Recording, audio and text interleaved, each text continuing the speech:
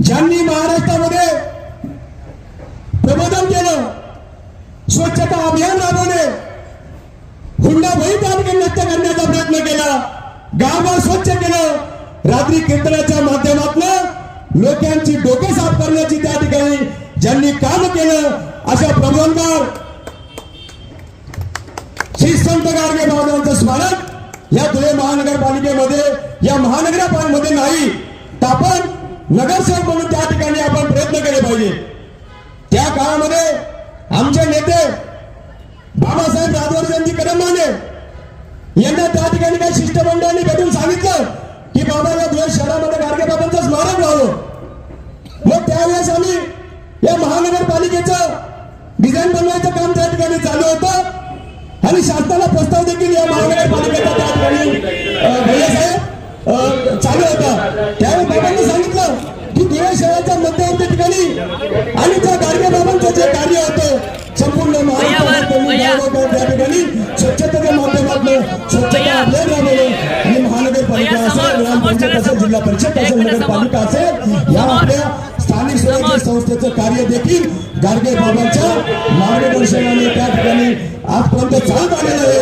आणि या धुळे महानगरपालिकेमध्ये गाडगे बाबांचं स्मारक असलं पाहिजे अशी समाजाची त्या ठिकाणी इच्छा आणि बाबासाहेबांना त्या ठिकाणी व्यक्त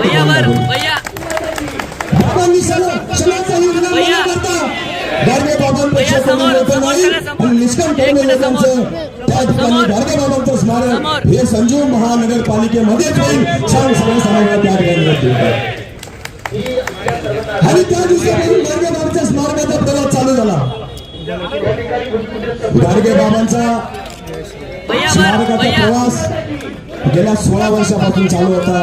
प्रभू श्री रामाला देखील 16 वर्षाचा वनवास झाला. गाडगे बाबाचं स्मारक बसवण्यासाठी या ठिकाणी खंत वाटते की 16 वर्ष या ठिकाणी समाजाला प्रतीक्षा करावी लागली. ते का झालं, का नाही झालं ह्या काळामध्ये मी जात नाही, परंतु आज या ठिकाणी स्मारक होत आहे ही धोबी समाजासाठी आणि संपूर्ण बहुजन समाजासाठी अभिमानाची बाब या ठिकाणी आजचा दिवस या ठिकाणी काढलेला आहे. ज्या काही छोट्या मोठ्या अडचणी असतील, चांगल्या कामामध्ये अडचणी येत असतील, देवदेवतांना राष्ट्रपुरुषांना त्या ठिकाणी या अडचणींचा सामना करावा लागला. तुम्ही आम्ही व्यासपीठावर बसलेले सर्वसामान्य मानवाला ही काय गोष्ट नवीन नाही.